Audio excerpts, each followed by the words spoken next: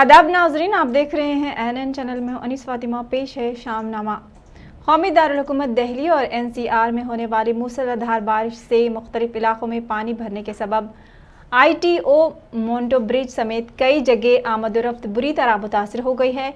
जुमा और हफ्ते की वस्ती रात से होने वाली बारिश के सबब सड़कों और तमाम नशेबी इलाकों में पानी भरने के सबब अवाम को दुश्वारियों का सामना रहा।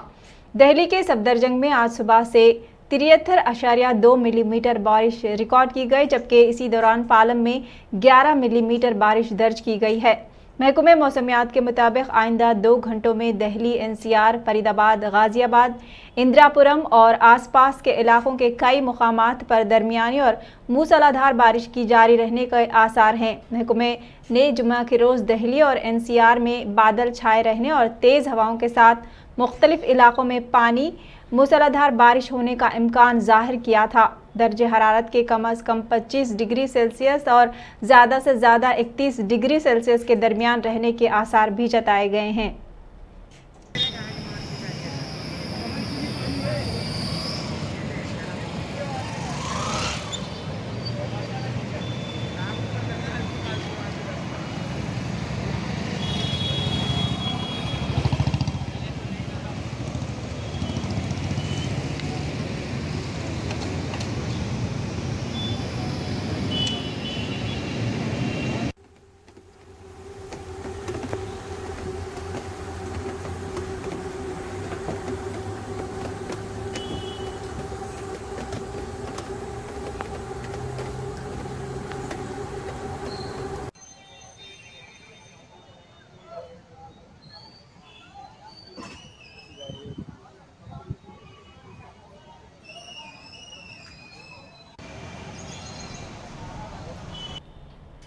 नुमाइश सोसाइटी की इंतजामी कमेटी ने ऐलान किया है कि वजीर खजाना हरीश राव को नुमाइश सोसाइटी का सदर मुंतखब किया गया है।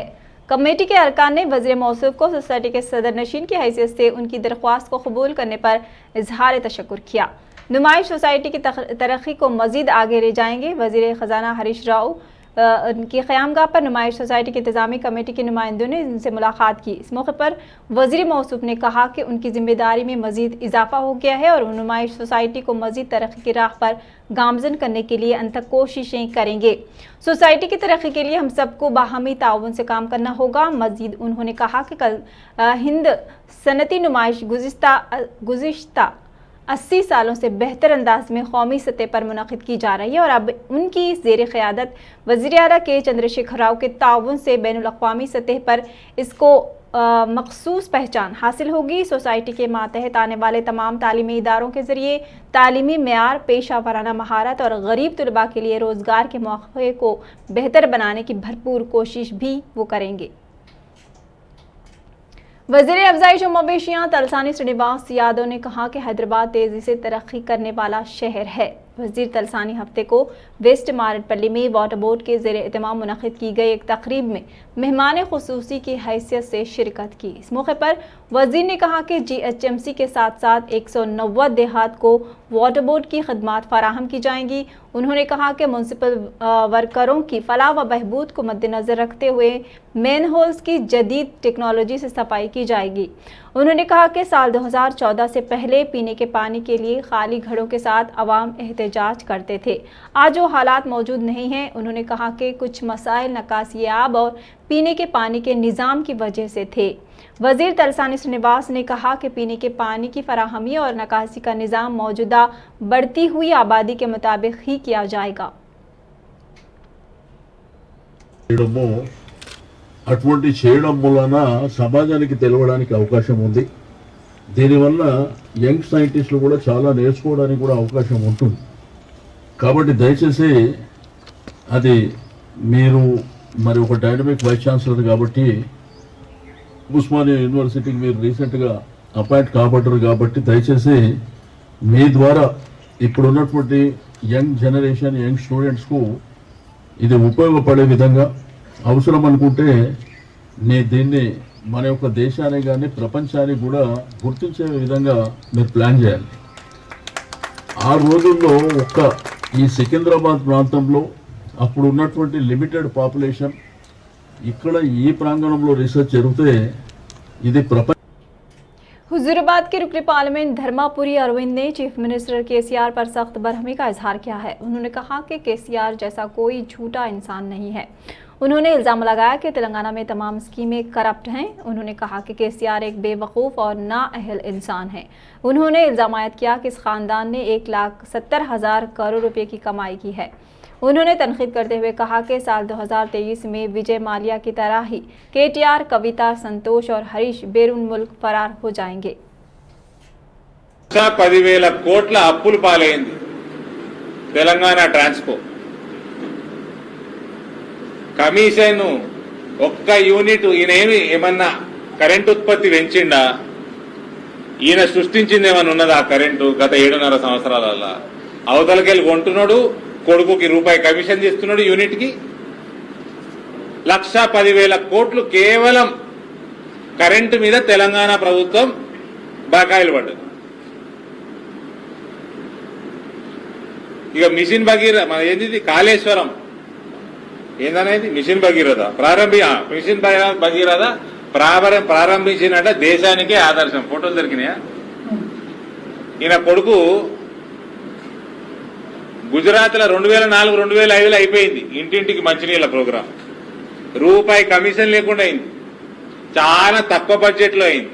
ఈయన దాదాపు 50,000 కోట్ల బడ్జెట్ పెట్టుకొని దాంట్లో నుంచి 30% మింగి ఈయన ఇక్కడ చేస్తున్నాడు. ఇగో ఫోటోలు చూడండి. మిషన్ భగీరథ చైర్మన్, ఇప్పుడు మంత్రి, ఏం మంత్రి? హౌసింగ్ మంత్రి, R&B మంత్రి కేటీఆర్ ఇద్దరు గుజరాత్ పోయి అక్కడ TPCC youth Congress state working committee का इजलास शमशाबाद के माईफेयर फंक्शन हॉल में मुनक़िद हुआ। इस मौके पर खिताब करते हुए यूथ कांग्रेस के रियासती सदर शिवसेना रेड्डी ने कहा कि तेलंगाना में कांग्रेस पार्टी की कामयाबी सिर्फ और सिर्फ यूथ की जिद्दोजहद का नतीजा है। उन्होंने तेलंगाना में कांग्रेस को मजीद मुस्तकम बनाने में इसी तरह से ताउन करने का यूथ कांग्रेस कायदीन को मशवरा दिया। वाज़ेह है कि इस इजलास का मकसद कांग्रेस पार्टी को तेलंगाना में मजबूत बनाने से मुताल्लिक़ लाहे अमल तैयार करना है। इस मौके पर टीपीसीसी के सदर Revanth Reddy, AICC in charge Manickam Tagore, working सदर अंजन कुमार यादव, महेश कुमार गौड़, AICC सेक्रेटरी बोस राजू, संपत कुमार, शब्बीर अली और मल्लू रवि के अलावा दीगर भी मौजूद थे। తీసుకోవడానికి ప్రజాస్వామ్యయుత రాహుల్ గాంధీ ప్రక్రియ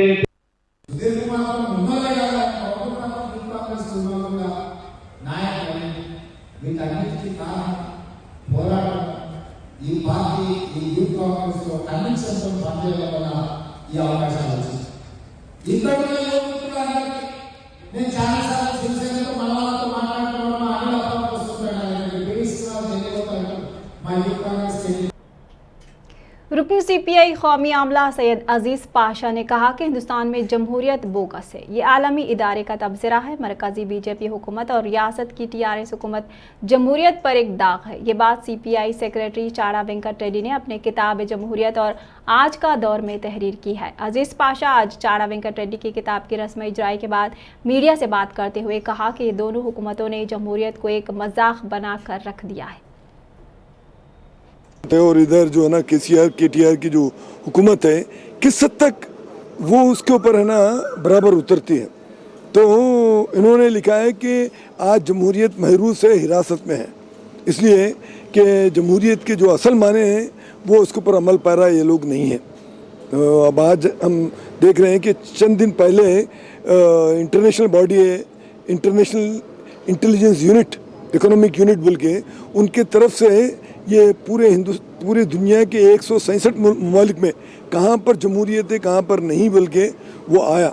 तो उसमें हिंदुस्तान जो है ना 27 नंबर पे था, जब मोदी जो है ना। YSRTP कायद देवेंद्र रेड्डी ने कहा कि अगर इंदिरा शोभा ने पार्टी छोड़ दिया है तो पार्टी की कोई इस बात से नुकसान नहीं होगा। उन्होंने हफ्ते के रोज़ मीडिया को बताया कि पार्टी में शामिल होना और छोड़ना उनका ज़ाती फैसला है। उन्होंने इंदिरा शोभन पर तनकीद करते हुए कहा कि इंदिरा शोभन को एक अहम ओहदा देने के बावजूद भी उन्होंने पार्टी को छोड़ दिया। देवेंद्र रेड्डी ने कहा कि पार्टी कारकुनों को लीडर बनाना ही पार्टी का अव्वलीन मकसद है। वाज़ेह है कि YSRCP की अहम कायद इंदिरा शोभन ने पार्टी से इस्तीफा दे दिया है। उनके इस्तीफे का खत सदर YS शर्मिला को रवाना कर दिया गया। इंदिरा शोभन ने कहा कि वो रियासत तेलंगाना के अवाम की ख्वाहिशात के मुताबिक इस्तीफा दी हैं।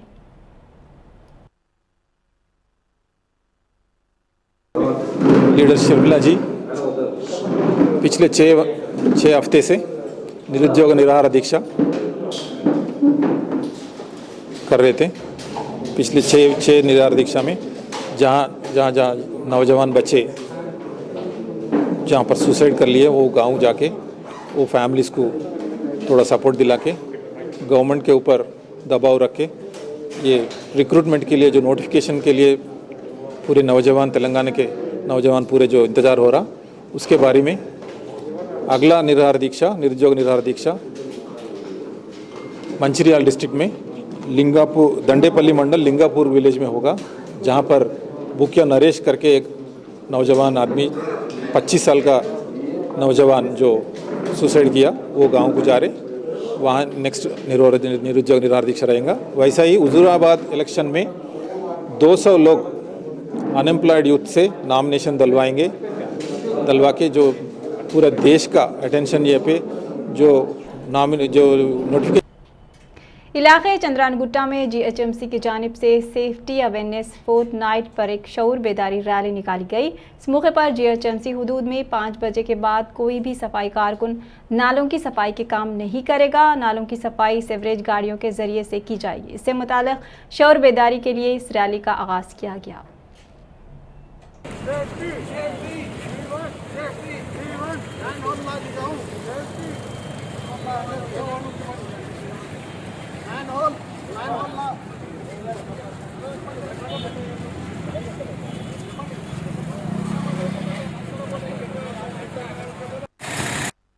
सीवरेज डिपार्टमेंट से जो है सेफ्टी इक्विपमेंट के अंदर गाड़ी निकाल रहे, कोई भी जो है कार्मिक मैन होल में उतरने वाला लेबर हो, हमारा जो है सीवरेज स्टाफ हो, 5 बजे के बाद उतरता नहीं।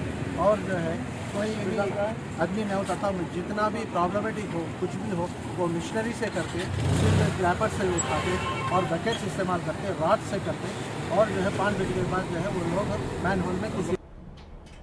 शामनामे में फिलहाल इतना ही। मज़ीद खबरों के लिए देखते रहिए ANN चैनल। अल्लाह हाफ़िज़।